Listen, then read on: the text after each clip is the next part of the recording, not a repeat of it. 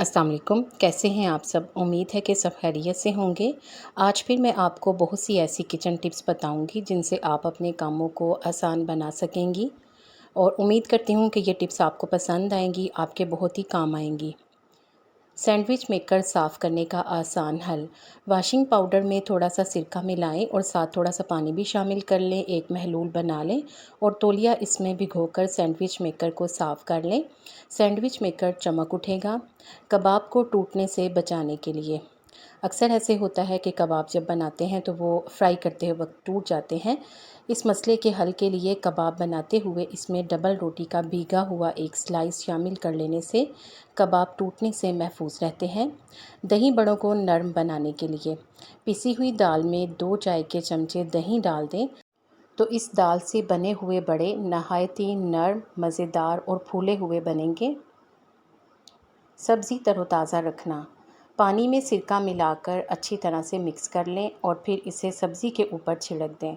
तो इससे क्या होगा कि सब्ज़ी मुरझाएगी नहीं बल्कि तरोताज़ा रहेगी। गर्मी के मौसम की ये बहुत ही बेहतरीन टिप है। जली हुई दाल या सब्ज़ी की बू दूर करना। पकाते हुए अगर दाल या सब्ज़ी कुछ जल गई हो तो इसमें ज़ीरे और टमाटर की बिगाड़ डाल दें। जलने की बू दूर हो जाएगी बल्कि बिल्कुल ही नहीं आएगी। आजकल टमाटर सस्ते होने की वजह से लोग इन्हें फ्रीज़ कर लेते हैं, तो फ्रीज़ टमाटरों के लिए भी एक टिप आपके साथ शेयर कर रही हूँ। टमाटरों को हल्का सा उबालें, इसमें 1 चाय का चमचा चीनी और सिरका मिलाकर पीस लें और इसे महफूज कर लें। जब भी इस्तेमाल करेंगे ताज़ा टमाटरों का मज़ा आएगा।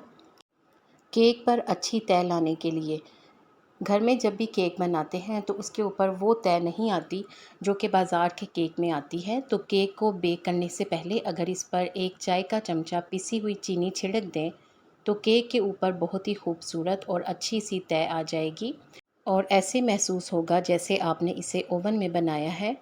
अगर आलू ज़्यादा मीठे हों तो इन्हें छील कर नमक मिले पानी में चंद मिनट के लिए भिगो दें। इस तरह से आलूओं की मिठास भी कम हो जाएगी और आलू जल्दी भी गल जाएंगे।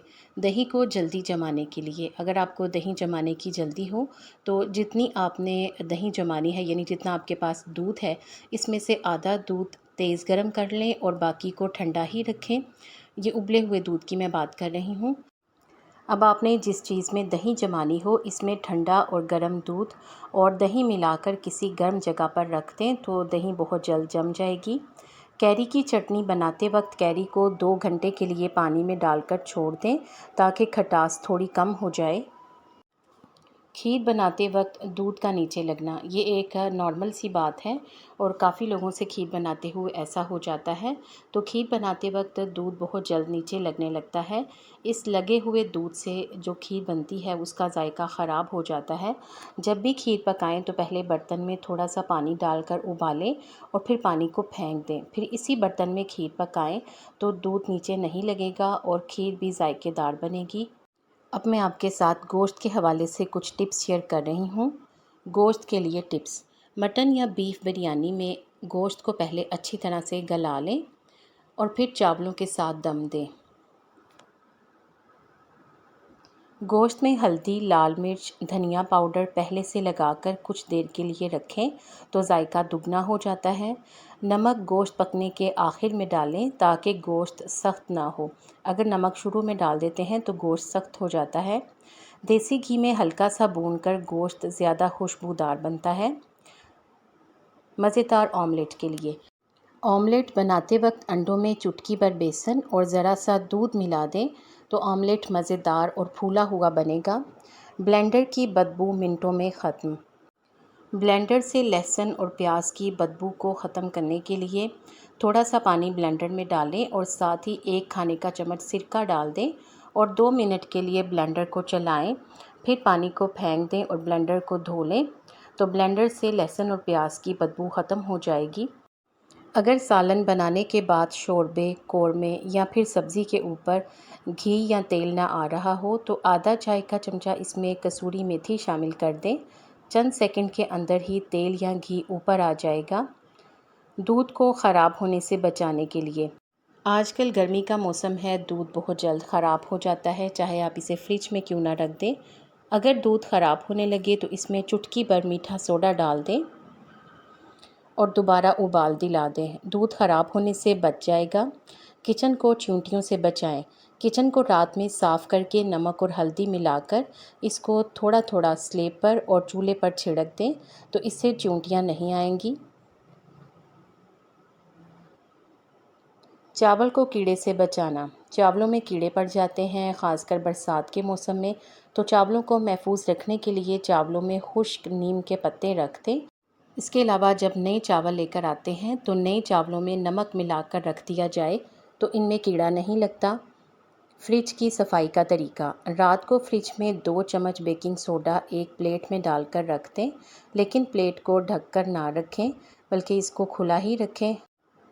अगले रोज़ बाल्टी में नीम गर्म पानी और फ्रिज में रखा हुआ सोडा और थोड़ा सा वॉशिंग सर्फ मिक्स कर लें। फिर इसमें एक तौलिया या फिर कोई नरम कपड़ा भिगो लें और उसे भिगोकर निचोड़ लें और इससे फ्रिज की दीवारें, डिब्बे और जालियां वगैरह साफ़ करें। इसके बाद पानी से धो लें, तो उसमें से आने वाली बदबू भी ख़त्म हो जाएगी और सफाई भी मुकम्मल हो जाएगी। यखनी गाढ़ी करने का तरीका। अगर आप यखनी गाढ़ी करना चाहते हैं तो ज़ाहिर सी बात है इसमें आप कॉर्नफ्लावर डालेंगे, लेकिन अगर आपके पास कॉर्नफ्लावर ना हो तो यखनी पकाते वक्त चावलों के चंद दाने डाल दें, तो इससे यखनी गाढ़ी हो जाएगी। कलेजी बनाने की टिप्स। कलेजी को कभी भी बहुत ज़्यादा ना पकाएं। कलेजी सिर्फ 10 मिनट में तैयार हो जाती है। और इसके अलावा कलेजी में नमक हमेशा आखिर में डालें। कलेजी में अगर नमक पहले डालेंगे तो इससे कलेजी सख्त हो जाती है।